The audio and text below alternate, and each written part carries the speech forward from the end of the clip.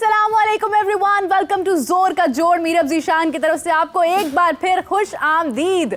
नाज़रीन, यकीनन जैसा आप देख रहे हैं कि वर्ल्ड कप नज़दीक आता जा रहा है, प्लेयर्स के कई खूबसूरत बयानात भी सामने आते जा रहे हैं। मैं देख रही थी कि काफ़ी ऐसे हमारे प्लेयर्स हैं जिनके बारे में जब हम सोचते हैं, हम चाहते हैं कि ये गुफ्तगू करें, तो माशाल्लाह से उनकी प्यारी प्यारी गुफ्तगू हमारे सामने आती जा रही है और मैंने सोचा कि क्यों ना इसके ऊपर तज्जिया किया जाए। वहीं पर नाज़रीन, दूसरी जानिब पीसीबी में कई ऐसे फैसले भी हो रहे हैं जिनके ऊपर बात करना तो बहुत ही ज़रूरी है। जब आपके पास हाफिज़ इमरान हो, आमिर नज़ीर साहब हो, तो ऐसा कैसे हो सकता है कि ऐसे फैसलों पर बात ना की जाए। दूसरी बात यह है नाज़रीन कि वर्ल्ड कप क्योंकि यूएसए में हो रहा है, यूएसए की पिचेस क्या कहती हैं, किस तरह का मैच होने वाला है, और हमारा जो स्क्वाड यानी कि आयरलैंड और इंग्लैंड वाला जो अनाउंस हुआ है, यकीनन यही हमारा स्क्वाड वो है जो वर्ल्ड कप जाके खेलेगा। तो क्या इंडिविजुअली देखा जाए तो हमारे परफॉर्मर्स यानी हमारे प्लेयर जो हैं, क्या वो परफॉर्मर्स भी हैं या वहाँ जाकर घबराहट का शिकार हो जाएंगे, कोई भूख प्यास का शिकार हो जाएंगे, कहीं किसी वजह से मैच हार तो नहीं जाएंगे। इस हवाले से नाज़रीन आज बातचीत करेंगे। सबसे पहले आपकी मुलाकात करवाना चाहूंगी नाज़रीन, आप सबकी जान, क्रिकेट की शान, हाफिज़ इमरान। अस्सलाम वालेकुम। वालेकुम सलाम मीरा, बहुत शुक्रिया आपका। दूसरी जानिब नाज़रीन, आप सबके फेवरेट ऐसे प्लेयर हमें कब मिलेंगे, कहाँ मिलेंगे, कभी नहीं मिलेंगे, नाज़रीन आमिर नज़ीर साहब। अस्सलाम वालेकुम। वालेकुम सलाम मीरा, कैसी हैं आप? ठीक है, मैं बिल्कुल ठीक हूँ, उम्मीद है आप दोनों भी खैरियत होंगे। माशाल्लाह बहुत प्यारा कलर आपने भी पहना हुआ है, हाफिज़ साहब भी बहुत प्यारे सूट बूट में आया, माशाल्लाह अच्छा लग रहा है देख के। आपके प्रोग्राम की रौनक है। हाय क्या बात है, ये तो बहुत प्यारी बात कर दी उन्होंने, एनर्जी पैदा कर दी है मेरे अंदर। सबसे पहले तो आमिर साहब आपसे जानना चाहूंगी मैं, माशाल्लाह से प्रोग्राम तो हमारा बहुत अच्छा है, आप अच्छे हैं, मैं अच्छी हूँ, हाफिज़ साहब अच्छे, लेकिन एक ऐसा बयान आया आज जो सुन के मुझे थोड़ी सी टेंशन सी हुई। इमाद वसीम साहब का ये कहना था कि मैं, बाबर, इमरान, आमिर, हम सब दोस्त हैं, हमारे में कोई ऐसी चीज़ नहीं, कोई मसला मसाइल नहीं, हम सब दोस्तों के साथ रहते हैं, हमारा मकसद जो है वो वर्ल्ड कप जीतना है। आमिर साहब, क्या किसी ने पूछा है, कोई मसला है जो इस पे बार बार बात करते हैं, हम दोस्त हैं, हम दोस्त हैं? देखिए मेरे बात दरअसल ये है कि मैंने आपके प्रोग्राम पहले भी कहा था, जब बाबर आजम ने प्रेस कॉन्फ्रेंस की थी कि मेरी और शाहीन की कोई ऐसी लड़ाई नहीं है, हाँ। ये मीडिया पे बातें आज भाईजान किसी ने आपसे पूछा ही नहीं है भाई, ठीक है। हाँ। अब देखें इमाद वसीम, देखें प्रोफेशनल जेलसी जरूर होती है मेरा, ये नहीं है। मैं जब मैं खेलता था तो मैं थोड़े दो नाम लूंगा, सईद अनवर और आमिर सुहेल, ये दोनों ओपनर थे। अच्छा, मैंने इनके साथ रूम भी शेयर किया और ये इनकी क्या भागदौड़ होती यार, सही 100 करेगा मैं भी 100 करूंगा। क्या बात, यानी कि यस वकार यूनुस, ये वसीम अकरम 6 आउट करेगा मैं 7 आउट करूंगा। प्रोफेशनलिज्म ये होता था, उनका जेलसी ये होती थी। हाँ। अब आप देखें इमाद वसीम साहब ये क्यों कह रहे हैं, आपने पूछा है? अब ये होता है, अब आपने पूछा है? हाँ, नहीं किसने पूछा है भाई, किसने बात की? हाफिज़ साहब ने पूछा है ना, तो फिर भाई ऐसी बातें क्यों? आपका focus only cricket, you deserve the cricket, आप क्रिकेट पे फोकस करो, वर्ल्ड कप की आपकी ट्रॉफी सामने होनी चाहिए। आपको क्या जरूरत है, आप ऐसे सवालों के जवाब दे रहे हैं? आप फिर लोगों को घुमा रहे हो यार। हाँ। देखें मेरा जो छोटा सा तजुर्बा ना, मैं ये कहना चाह रहा हूँ, जब ये ऐसी बातें आती हैं समथिंग रॉन्ग ना समथिंग फिशी, भैया आप मत कहें, जस्ट हमें क्रिकेट आप खेल के चीज दें, पाकिस्तान को वर्ल्ड कप जीत के लेके आए और फिर आप समझेंगे वाह जी वाह, ऐसे ही है। ये तो हमारा मेरा मकसद है कि इन बातों से थोड़ा सा परहेज करना चाहिए। हमें सिर्फ वर्ल्ड कप की ट्रॉफी को देखना चाहिए जो हमारा एम है, और हम सब 15 प्लेयरों का एम है। बिल्कुल ऐसे ही है, पूरे पाकिस्तान का जो एक ख्वाहिश है, उनकी जो एक उम्मीद है, वो इसी बात पर रिलाई करती है। और ये बिल्कुल इसी तरह है जैसे मोहसिन नकवी साहब ने कहा था कि टीम में इत्तेहाद हो तो बंदा जीत ही रहता है। भाई इत्तेहाद क्यों नहीं है? इसी तरह अगर दोस्ती है तो क्या होनी नहीं थी? नहीं होनी चाहिए दोस्ती। हाँ। इसका मतलब और आप बता रहे हैं कि सईद अनवर, वसीम अकरम, में बात होती थी कि तुम 6 आउट करोगे, मैं यहाँ पे ये बात होती है मैं 2 कर लूंगा तो तुम 3 कर लेना। नहीं ये वाली बात नहीं है, ये प्रोफेशनलिज्म में होता है। क्या मतलब, देखे ना, आप एक वर्ल्ड कप खेलने जा रहे हैं, T20 आ रहा है, आपके इतने मैचेस आपके हाथों से गुजरे हैं जिसमें आप हारते रहे हैं। इमाद वसीम की चलो वापसी हुई है, PSL अच्छा खेलते रहे हैं, अभी भी आप लोगों में कोई चीज़ की कमी है जो आप ये बार बार बता रहे हैं कि नहीं हम तो दोस्त हैं, हमारे बीच में ऐसा कुछ नहीं? किसने कहा है आप दोस्त नहीं हैं? देखिए मेरा सबसे बड़ी बात है कि पाकिस्तान क्रिकेट बोर्ड ने देखा जैसा भी फैसला किया, अब हम उसको मानना है। अब ये दोनों प्लेयर रिटायरमेंट्स के बाद वापस आए हैं। हाँ। तो ये आपने मैंने नहीं किया, ये पाकिस्तान क्रिकेट बोर्ड ने उनको थोड़ा सा झंडी दिखाई है तो वापस आए हैं। हाँ। भाई हो गया, थैंक यू वेरी मच, आप आगे जस्ट क्रिकेट पे ना फोकस करें, बस मेरा तो ये मशवरा, और कोई इस पे कोई ऐसी बात यह है कि जो आपने इमाद वसीम के बयान की बात की, आज चूँकि पाकिस्तान क्रिकेट बोर्ड का एक सेशन था, सहाफ़ियों के साथ प्रैक्टिस सेशन हो रहा है उसके बाद, तो वहाँ पर जब सवालात होते हैं तो जवाब भी दिया जाता है। जहाँ तक ताल्लुक़ आमिर, इमाद और वसीम का है देखें, और बाबर का है, एक ज़माना था कि इमाद इस्लामाबाद के लिए खेला करते थे और बाबर की फ़र्स्ट क्लास क्रिकेट भी इस्लामाबाद से था। बाबर के वालिद लाहौर से जाते थे उनके लिए नाश्ता लेकर, रात को निकलते थे, सुबह अपने बेटे के लिए नाश्ता लेकर जाते थे। और इमाद चूँकि ज़हनी तौर पर ज़्यादा मजबूत थे, उनकी इंटरनेशनल क्रिकेट पहले शुरू हो चुकी थी, तो इमाद इनके कप्तान भी थे, ज़्यादा समझदार थे। तो बाबर को वो बड़े अच्छे तरीके से, बड़ी अच्छी करीबी दोस्ती थी। मैंने तो इनको बहुत करीब से देखा हुआ है दोनों को, और बाबर और इमाद में बड़ा एक एहतराम का रिश्ता था, बहुत प्यार था आपस में। लेकिन बाद में चीज़ें बदलती हैं। इसी तरीके से आप देखें कि जब 2017 की चैम्पियंस ट्रॉफी का आप फाइनल देखते हैं तो आमिर उस वक्त पाकिस्तान के टॉप स्टार थे, टॉप क्रिकेटर थे उस वक्त, ठीक है। उस वक्त बाबर वो बाबर नहीं थे जो आज के बाबर हैं। बिल्कुल ऐसे ही। तो ये चीज़ें बदलती हैं। अगर बाबर ऊपर गए हैं तो वो अपनी परफॉर्मेंस की वजह से गए हैं। आज अगर उनको लोग ज़्यादा पसंद करते हैं तो उसकी ये वजह ये है कि उन्होंने रन्स किए हैं। हाँ। उन्होंने पाकिस्तान की 4 साल तक कप्तानी की है। इमाद और आमिर उनकी कप्तानी के हवाले से नाकिद रहे हैं। उनके गुज़िश्ता चंद बरसों में मुख्तलिफ टेलीविजन चैनल्स पर जब वो बोलते रहे हैं तो उन्होंने उनकी कप्तानी को तनकीद का निशाना बनाया है। तो वो क्रिकेटर है ना, वो ये तो नहीं कह सकते, हो सकता है उनमें उनकी जाती रंजिश भी शामिल हो, ये कोई बात नहीं है इसमें। वही ना सवाल। लेकिन तो फिर पैदा होता है। टेक्निकली जब आप बात कर रहे होंगे क्रिकेट पर बैठे हुए, और अगर उनके ख्याल में कप्तान गलत फैसले कर रहा है तो वो कतई नज़र इसके बाबर है, ठीक है, या वो आमिर है, उस पर बात तो होगी। तो अब इस सतह पर आकर जब वो पाकिस्तान के वर्ल्ड कप स्क्वाड का हिस्सा हैं और अनाउंस होंगे, अभी वैसे उनको कहा गया होगा कि वर्ल्ड कप वो खेलेंगे, अभी ऐलान होना है। बिल्कुल ऐसे। तो अब वो पाकिस्तान के कप्तान के बारे में ये तो नहीं कह सकते कि हमारे दोस्त नहीं है, लेकिन ये हकीकत है कि ताल्लुकात 2017 वाले नहीं हैं, ताल्लुकात 2015 वाले भी नहीं हैं, ताल्लुकात 2018 वाले भी नहीं हैं, ठीक है। इमाद अगर ये समझते हैं कि 4 साल या 3 साल उनको इंटरनेशनल क्रिकेट में मौका नहीं मिला और उनकी जगह किसी और खिलाड़ी को मौका मिलता रहा है, तो वो उसमें हक बजाने होंगे, क्योंकि जिस खिलाड़ी को मौका मिला क्या वो कारकर्दगी की बुनियाद पर खेलते रहे, तो फिर सवालात उठते हैं, फिर कप्तान की तरफ बात। बिल्कुल ऐसे ही है। ये मानना, लोग सवाल पूछेंगे, इसमें कोई शक नहीं है। और ये अगर खुदा न खास्ता पाकिस्तान की टीम वर्ल्ड कप में अच्छा नहीं खेलती तो ये सवालात आमिर और इमाद से और बाबर से इससे ज़्यादा सख्त होंगे। हाँ। पब्लिक में भी होंगे, मीडिया पर भी होंगे, प्रेस कॉन्फ्रेंस में भी होंगे, और खिलाड़ियों को उसके लिए तैयार रहना चाहिए। आपने स्मार्टली हैंडल करना है, वो बड़े अच्छे हैं, उनको मीडिया हैंडल करना आता है इमाद को। अच्छा, इसी के साथ साथ मैं देख रही हूँ कि जिस तरह से आपने गुफ्तगू की, हाफिज़ साहब हमारे साथ एक बहुत ही बेहतरीन क्रिकेट एक्सपर्ट जो है उन्होंने हमें ज्वाइन किया है, क्योंकि जब हम ऐसी गुफ्तगू करते हैं हमारी तो बातें रोज़ ही चलती ही रहती हैं, लेकिन जब कोई अचानक से आकर अपनी खूबसूरत गुफ्तगू और अपने एक बेहतरीन तज्ज़िये के साथ हमें ज्वाइन करता है तो हमारे प्रोग्राम में और जान आ जाती है। तो जनाब मलिक खुर्रम अवान साहब ने हमें ज्वाइन किया है। अस्सलाम वालेकुम। अच्छा, आपने ये देखे ना, अभी बात हो रही थी, खुर्रम साहब को पहले तो खुश आमदीद आपने कह दिया। आप इनसे ना कुछ और पूछने के बजाय ना इनसे पूछें, जब ये इमाद, वसीम और बाबर की बात हो रही है ना। हाँ।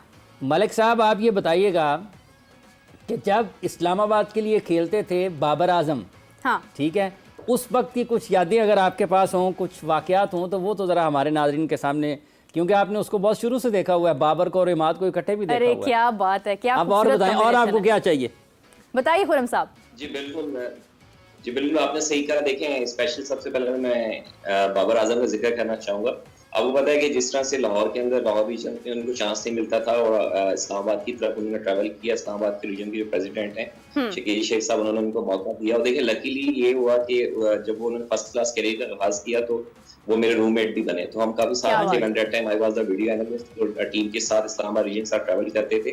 तो देखिए उनकी क्वालिटी थी कि वो काफी ज्यादा फोकस करते थे क्रिकेट के ऊपर। स्पेशली देखें बड़े हार्ड वर्किंग थे, जिस तरह से देखें उनको पे ऑफ भी हुआ। और रात को लेट नाइट मेरे साथ बैठ के अपनी वीडियोस वगैरह देखते थे, अपने शॉट्स वगैरह देखते थे और कह के जाते थे कि खुर्रम भाई मैं सुबह 100 करूंगा, सुबह 100 करके ही आते थे। क्या बात है, क्या बात है।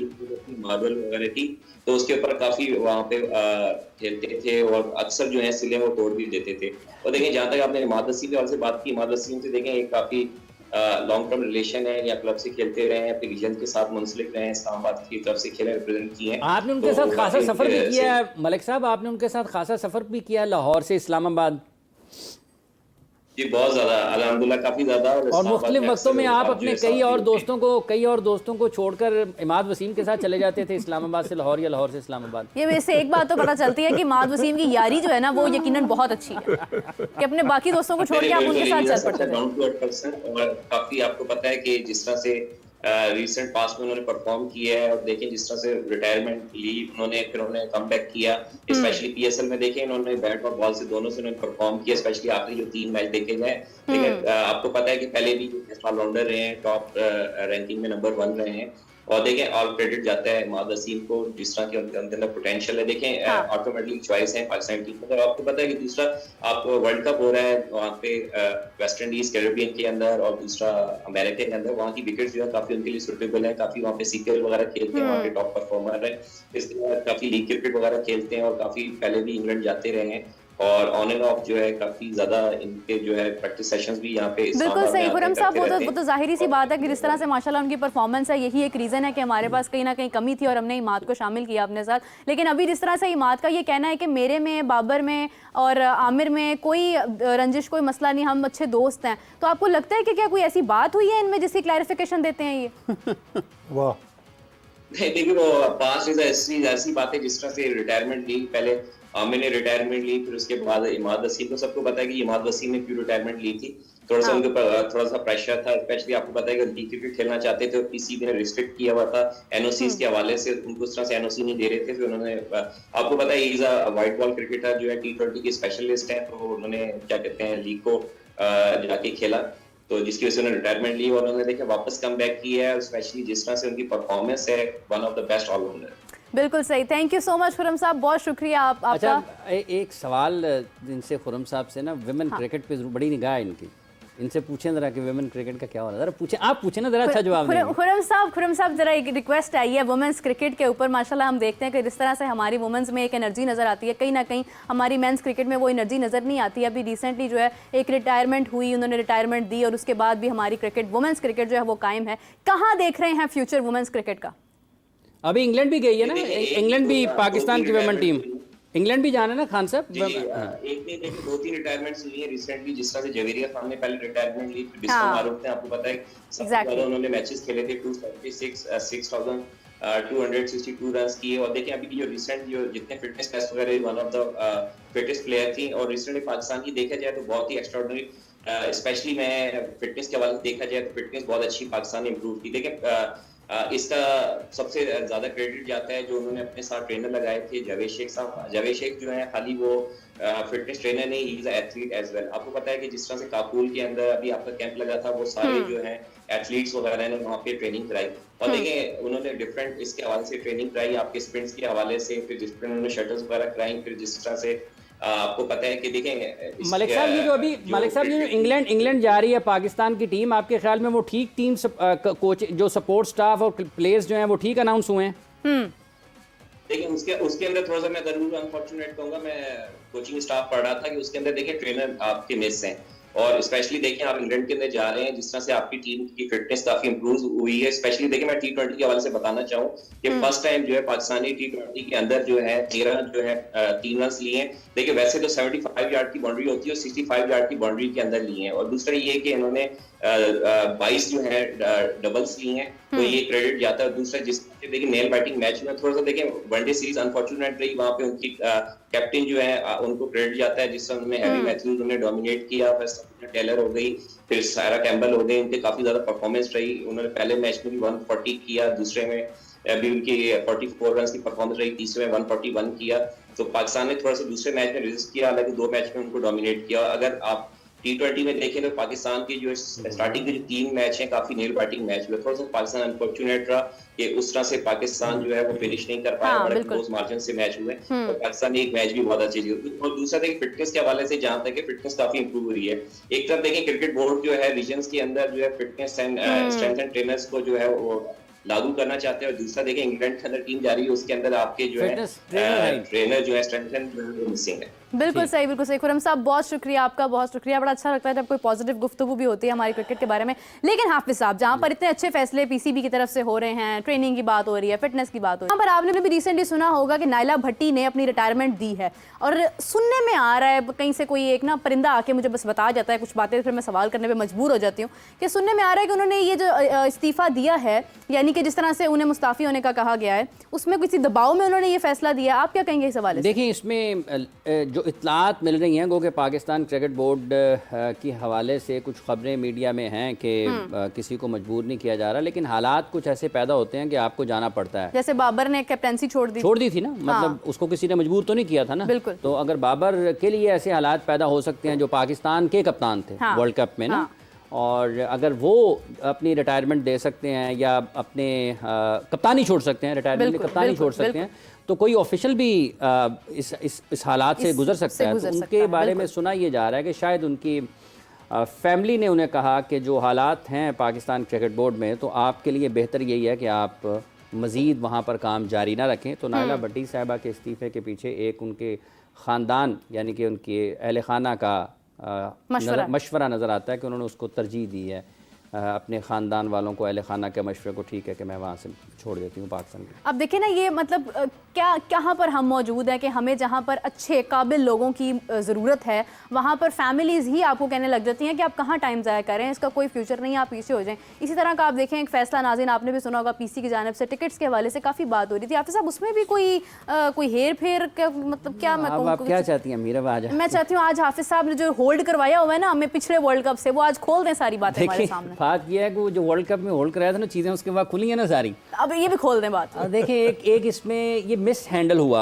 ये जो टिकटिंग का जो मामला था ना, ये पाकिस्तान क्रिकेट बोर्ड के चेयरमैन की तरफ से बताया ये जाता है, जो हालात नजर आते हैं कि मिस हैंडल हुआ। अब उन्होंने जानबूझकर किया, उन्होंने इरादतन किया या गैर इरादी तौर पर हो गया, ये एक अलग बहस है। लेकिन जब उनसे ये कहा गया था कि एक फ़लाँ मामला है पाकिस्तान क्रिकेट बोर्ड में और कुछ चीज़ें ठीक नहीं हैं, अगर कोई उनको बताता है तो उनको सबसे पहले तो इंटरनली इंक्वायरी करनी चाहिए ना कि वाकई जो उनको बताया गया वो ठीक है या नहीं है। अगर लगता है कि जब आपने अंदरूनी तौर पर कोई कार्रवाई की, तो कोई तहकीक तफ्तीश की, तो फिर आप कर लें FIA को या किसी भी सरकारी इदारे को, रियासती इदारे को, अगर उसमें शामिल करना चाहते हैं मज़ीद उसके लिए, तहकीक के लिए, तफ्तीश के लिए, तो आप कर लें।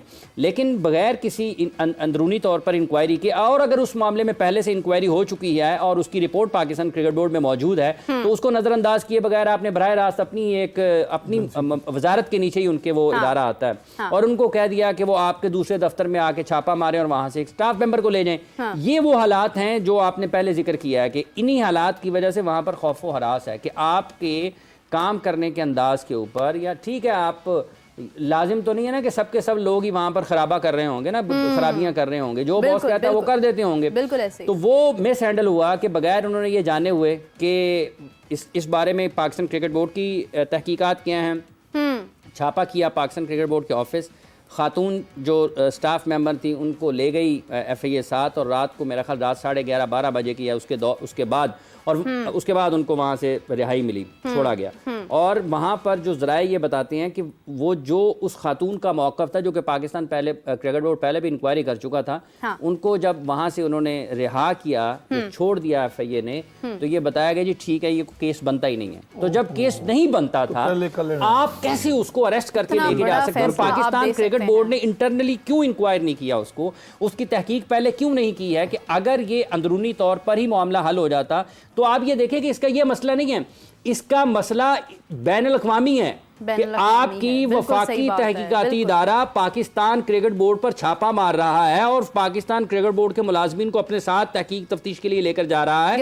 ये पाकिस्तान का मसला नहीं है, ये बैनुल अक़वामी मसला है। दुनिया में इस खबर से क्या पैगाम जाएगा कि आपकी क्रिकेट के बारे में लोग बाहर क्या बात करेंगे कि आपकी सारे का सारा अवई बिगड़ा हुआ है। और अगर ये बदनामी पाकिस्तान की दुनिया में हुई है तो उसकी जिम्मेदारी किसके ऊपर आयद होगी? भाई पाकिस्तान के जो वजीर दाखिला है उनके ऊपर होगी। वजीर दाखिला कौन है? पाकिस्तान क्रिकेट बोर्ड के चेयरमैन है, तो उनके ऊपर आयद होगी कि आपने क्या किया है। बाद में ये मुस्कुराकर तो कह देना बड़ा आसान है, मैंने उन्हें रोक दिया है। भेजा किसने था? सवाल रोकने का नहीं है, आपने नहीं रोका। सवाल वो एक भेजा किसने है? इमेज बिल्ड करने का है जो अगले बंदे की हो चुकी होगी है, ठीक है। और ना सिर्फ उस खातून के साथ, ठीक है, बल्कि पूरे स्टाफ के साथ और उसके साथ बैनुल अक़वामी सतह पर पाकिस्तान क्रिकेट बोर्ड के साथ रोकना आपने नहीं है। रोक तो वो इसलिए गए कि केस ही नहीं बनता। अगर वो अदालत में चले जाएं आपके खिलाफ कि आपने उनके साथ ज्यादती की है, ठीक है, उसकी जो है ना वो इज्जत नफ्स को मजरूह किया या उसकी साख को नुकसान पहुंचाया है, वो आपके ऊपर हर्जाने का केस कर दे, ठीक है, तो आप कहां जाएंगे? सो ये बुनियादी तौर पर मिस हैंडल हुआ, चेयरमैन की सतह के ऊपर और पाकिस्तान क्रिकेट बोर्ड के एक बड़े अफसर अपने एक डायरेक्टर को पहले इसी में बचाने की चक्करों में लगे, ये सब के सब मिले हुए हैं। लेकिन मसले का हल ये नहीं है, मसले का हल ये है कि आप लोगों को हटाएंगे और अपने लोगों को लाएंगे।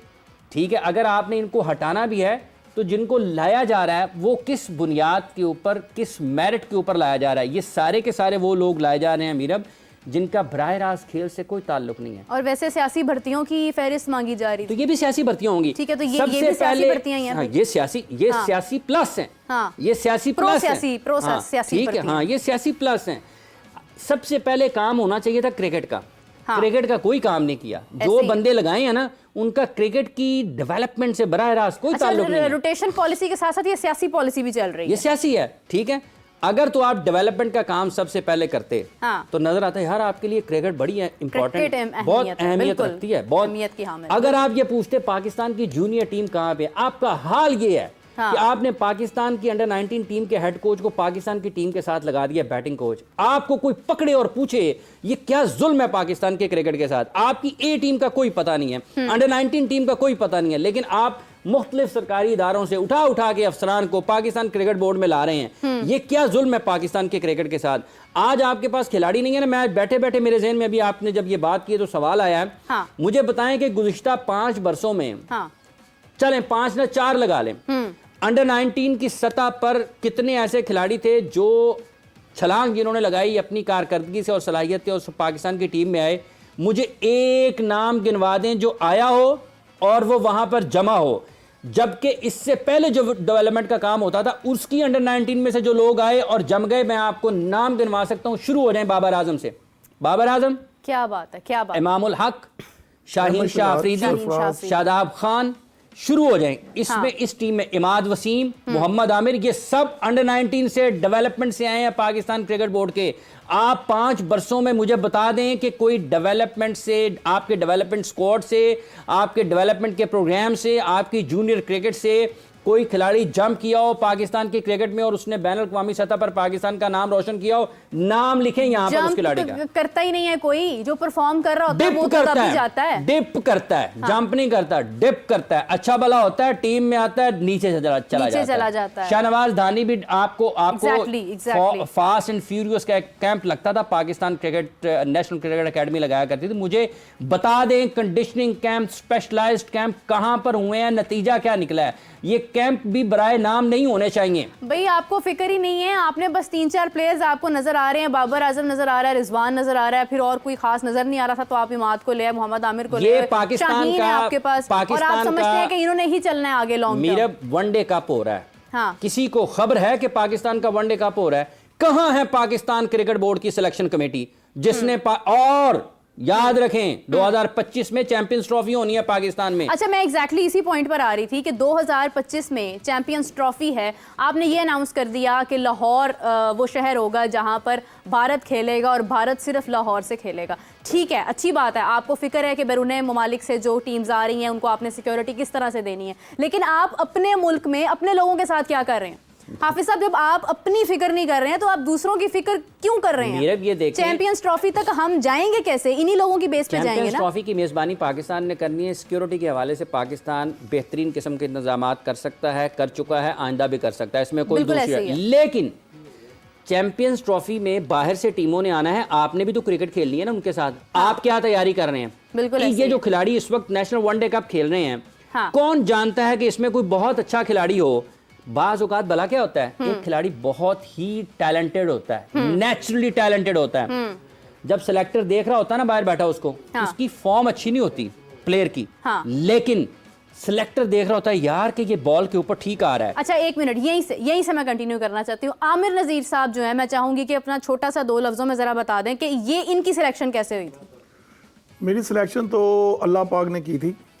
वो इस तरह थी कि मुझे बुलाया गया था नेट पे बॉलिंग करने के लिए। ठीक है। पाकिस्तान में 2 ही फास्ट बॉलर ऐसे हैं जो without any international, any domestic, any under 19 खेले, वो नेट पे बॉलिंग करने के, जिसमें मैं हूं और वसीम अकरम साहब है। ठीक है, बस ये मेरी सिलेक्शन थी। ठीक है, तो क्या था कि हुनर को अहमियत दी जाए। देखे ना, बॉलिंग के लिए आए ना, तो देखा ना किसी ने। तो मेरा ये जो कप हो रहा है वनडे कप, सिलेक्टर कहां है? देखें, मैं बात काट लूं? जी जरूर, आप काट सकते हैं। हाफिज साहब ने बताया ना अंडर 19 से, हाफिज साहब को ये भी बताना चाहिए 2017 में जब मैं भी सिलेक्शन में था, जो हमारा पैनल था उसकी वजह से 15 लड़के अंडर 19 के ये अभी पाकिस्तान के करंट प्लेयर हैं। वो अभी वो भी मैं भी नाम बता देता हूँ, नसीम शाह, मोहम्मद वसीम, रुहेल नज़ीर, ये शहीन शाह अफरीदी, हसनैन, शादाब खान, फिर ये वो लड़के हैं जो भी आपके करंट टीम में है। मगर हम क्या करते थे, देखिए हम क्या करते थे, जो हमारा बासत अली जो था ना चेयरमैन, जो नेशनल सेलेक्टर था हमारा और चीफ था, वो हमें हर मैच को देखने के लिए भेजता था। जैसे हाफिज साहब ने पॉइंट उठाया ना, एक एक्स्ट्रॉनिक टैलेंट होता है, वो किसी को नजर नहीं आता। वो क्या होता है, सिलेक्टर जाके देखता है कि यार पिच कैसी है, ऑपोजिशन की बॉलिंग कैसी है, उसका ग्राउंड का माहौल क्या है, हम ये सारी चीजें ऑब्जर्व करते थे। फिर हम रात को हमारी एक मीटिंग होती थी टेलीफोन के ऊपर, हम सब उनको बताते थे। फिर हम उस प्लेयर को फोकस करते थे कि यार तुम भी आना, इसको देना, तुम भी आना। इस तरह हमने प्लेयर बना के पाकिस्तान को दिया। मरहूम अली जिया जी, अल्लाह ताला उनके दर्जात बुलंद करे, वो सिलेक्शन कमेटी का हिस्सा होते थे जूनियर की, और वो पाकिस्तान क्रिकेट बोर्ड की नेशनल क्रिकेट एकेडमी में सीनियर जनरल मैनेजर हुआ करते थे। बहुत शानदार क्रिकेट का दिमाग थे, और जितने भी ये पाकिस्तान के गुज़िश्ता 8, 10, 15, 20 वर्षों में क्रिकेटर आए हैं ना, उन्होंने बहुत उनके साथ काम किया, बहुत खिदमत की है इन सब क्रिकेटर्स की। आज जो पाकिस्तान को मसला बैकअप का नजर आता है ना, मेरे ये देखें, आप लगा रहे हैं ना लोगों को, आप हटा रहे हैं लोगों को, आप लगाएं यार, आप 6 महीने आपको किसी ने पूछना ही नहीं है। अच्छा, बिल्कुल हमारे पास वक्त कम है, और एक बहुत इंपॉर्टेंट बात मैं शेयर करना चाह रही हूँ। आमिर साहब आपसे शुरू करना चाहती हूँ, हाफिज साहब आप भी इसमें अपना ओपिनियन दीजिएगा। इफ्तिखार अहमद साहब, जिनको जाना जाता है कि इनके छक्के हैं, जब छा जाते हैं तब छा जाते हैं, ठीक है, उनसे किसी ने कोई सवाल कर लिया होगा, जिसके जवाब में उन्होंने ये कहा है कि अब सारी टीम छक्के लगाने लग जाए तो 500 तक स्कोर चला जाए। मैं छक्के, एक टीम मैं नहीं अगर खेल पाया तो आपने ये कहना शुरू कर दिया कि मैं छक्के नहीं लगा रहा, मैं परफॉर्म नहीं कर रहा। वैसे इनकी 19 सेंचुरियाँ जो हैं वो T20 में 4 हैं, लेकिन ये है कि फिर भी क्या उनका ये जवाब जो है ये ठीक है कि 500 तक स्कोर चला जाएगा, सब छक्के लगाएं तो? उन्होंने जवाब दिया। मैं कहूँगा कि अपने जो हमारे जो आके ये प्लेयर जो इंटरव्यू देते हैं ना, थोड़ा सा मैं कहता हूँ ये ना दें, अच्छा है। अच्छा, क्योंकि अब जो हमारे जो फॉलोअर्स हैं, जो आपको पसंद करते हैं ना, वो हर चीज नोट करते हैं। 59 इन्होंने T20 खेले हुए हैं, 800 या 900 रन इन्होंने बनाए हुए हैं। अगर आप दूसरी तरफ कंट्री की दूसरी तरफ ये चले जाएं, 60 वर्नों में उनका 2,000, 2,500, 3,000 तक रन पहुंचे हुए हैं, और उन्होंने मैच जितवाए हुए हैं। आपने कितने मैच जितवाए ये आप उनसे पूछे, आपके कितने 50 हैं, 3 या 4? 60 मैचों में 4, कौन सा मार्का मार लिया? भाईजान खुदा का वास्ता आप अपनी क्रिकेट पे फोकस करें, और इसको बेहतरी लाएं। जो हमसाया मुल्क में जो क्रिकेट चल रही है, थोड़ा सा वहां से क्लिप भी देख ले, तो वहां पे क्या कोच उनको डिमांड करता है कि एवरी बॉल 6 हिट। मैं कहता हूं हर गेंद छक्का नहीं होती मीरब, आपको जैसे विराट कोहली खेलता है, जैसे बाबर आजम खेलता है, जैसे रोहित खेलता है, आपको ग्राउंड शॉट भी खेलना पड़ता है, उसको फॉलो करें, उसको देखें। हमारे पास वक्त बिल्कुल कम है हाफिज साहब। 59 मैचेस T20s के, 59 मैचेस हैं, 49 इनिंग्स हैं इनके, ठीक है। 13 मरतबा ये नॉट आउट रहे हैं, और नॉट आउट रहने से आपकी एवरेज बेहतर होती है, ठीक है। 889 इनके रन्स हैं, यानी कि 900 रन्स भी पूरे नहीं हैं, ठीक है। और इन्होंने बॉल्स लिए हैं 696, इनका स्ट्राइक रेट है 127, ठीक है। इंटरनेशनल 24 की 4 इनकी सेंचुरी हैं। हाँ बिल्कुल, इनकी जो एवरेज है वो बनती है कोई लगभग 25, आप उसको लगा लें, ठीक है। तो इनके जो छक्के हैं वो 39 छक्के हैं, यानी कि अगर आप इनकी इनिंग्स के एतबार से देखें तो फी मैच भी एक छक्का नहीं बनता, एक छक्का नहीं बनता है। आप जब स्टैट्स की बात करें, आदादोशुमार की बात करें, तो आपको ये बयान देने की बजाय ना 500 तो फिर भी नहीं होना अगर बिल्कुल ऐसे ही है, बिल्कुल ऐसे ही है जी। हम यही कहते हैं कि हमारे प्लेयर्स हैं वो बातें जरा थोड़ी सी कम करें, अपने बल्ले और अपने बॉल को बोलने दें, ताकि हम उन्हें आगे आखिर तक याद रखें और हम विनिंग की तरफ जा सकें। हाफिज साहब, आपका, आमिर साहब का बहुत शुक्रिया, बहुत वक्त मैंने आप लोगों का लिया है। नाज़रीन, आपसे मुलाकात होगी कल, तब तक के लिए मुझे इजाजत दीजिए, अल्लाह हाफिज।